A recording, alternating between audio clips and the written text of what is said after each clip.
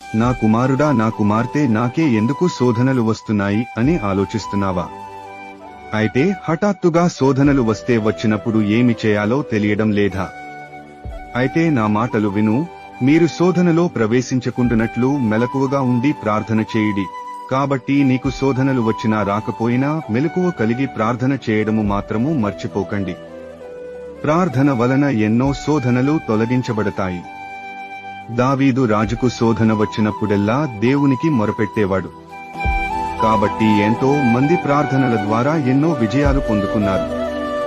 నువ్వు కూడా ప్రార్థించటం నీ కుటుంబం గురించి ఎందుకు చింతిస్తున్నావు? నీ కుటుంబ సభ్యులకు ఏదైనా జరుగుతుందేమో భయపడుతున్నావు. భయపడకు. నేను నోవహు కుటుంబాన్ని కాపాడిన దేవుడును, నేనే అబ్రాహాము ప్రార్థించినప్పుడు లోతు కుటుంబాన్ని కాపాడిన దేవుడును నీ కుటుంబాన్ని కాపాడుతాను, రక్షిస్తాను. భయపడకు, దిగులు పడకు.